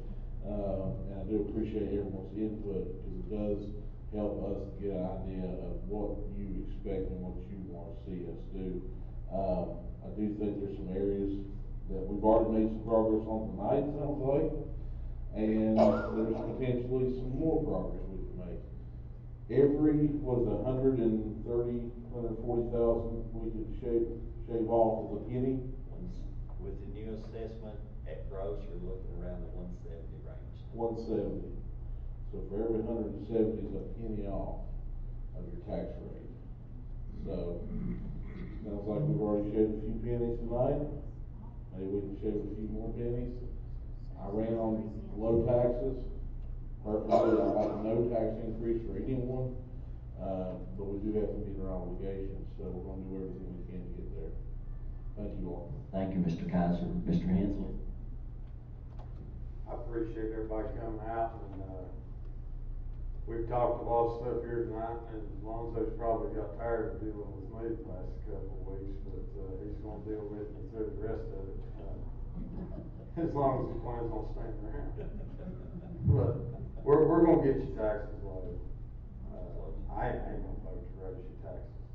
I've talked to people, I don't know how many people I've talked to, and people's worried about their taxes. And people can only stand so much. And they ride through town, and what's the three nicest things they see? Government, banks, and churches. That tells you where the money's at. Now, there's plenty of stuff here we can cut. Lonzo can get, he says he's cut to the bone. I told him to cut on through the bone. So we're getting the bone saw out, and we're gonna set a rate here in a day or two. Y'all pray for us. I appreciate it. Thank you, Mr. Hensley. The only thing I've got tonight, I appreciate everybody for coming out, and we've had some great engagement. Just always remember, you can call us if you want to have any discussion beyond this. One of the things I want the board to consider, I want to bring this up. I've been in conversation with Mr. Breed and Mr. Lester, is hiring an attorney in-house. We want to run the numbers on it that would be able to handle the IDA, us, unless we had to have some sort of special legal counsel outside the realm of that. I know the school's got their own, so we can't go there, but because there's a divide there between the school and us, that would be a conflict. But other than that, I want the board to be thinking about that. We're gonna run the numbers on it. We'll provide all that information to the board. to see if we could save money by having somebody internally on staff. One of the reasons I'd like to do that, if it saves money, is because of a lot of these large projects that we're looking at working on, to have the experience and knowledge on a daily basis and not have to bring the attorney in and, have to have these discussions and catch them up to speed on all this stuff.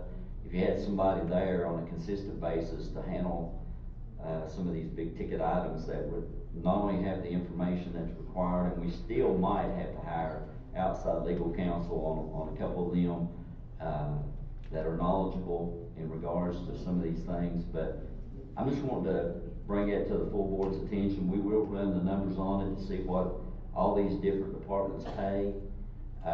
And if we could save money by bringing somebody in-house and having them here on a consistent basis in representing us, and we'll probably have to put that out, a notice or make a motion to put that out to see if we have any bites on somebody that would want to do that. That might be something that we want to take up at our next meeting. Just put it out there to see if we get attorneys that are willing to, want to do that. I know a lot of them are in practice, and some of them make considerable amounts of money, I'm sure. I don't know what that would cost us, but I think we need to examine everything. Is everybody's hearts and minds clear tonight? Okay, we need to have I want to set another meeting, for Tuesday at 6 o'clock. Motion to adjourn to reconvene next Tuesday at 6 o'clock. Yes, sir. Got a second from Mr. Hensley. Any discussion? All in favor? Any opposed? Are you gonna be voting on it that night? Or do you know yet? So we don't tell people when they show up and they. Well, and I apologize for that. I mean, we're trying to work as hard as we can. We know we gotta get these tickets out. We know we gotta get them out at a certain time. Say a prayer that we find out good information. Let me know if you vote on it before. Sandy, by law, I have to post the notice, okay? But what I'll do is if we get to the numbers and JJ gives me that $500,000, I'll go ahead and set the rate. Do what? Do you not have to advertise that in the paper? Yeah, not on reconvene. Not See, on reconvene. we're on reconvene. Set the date, you have to, and set the rate. Yeah, set the rate. That, tonight was the public hearing. Yes, But that was advertised in the paper? yes. Okay. I just told you you had to do that 2 weeks before you. Oh, I've had that in there, I think, a month. Okay, we have, I just gonna be sure. Everybody said aye, and, I'm gonna go ahead. Is it everybody good? Okay. Thank you all, and I'll go ahead and adjourn. Thank you, everybody.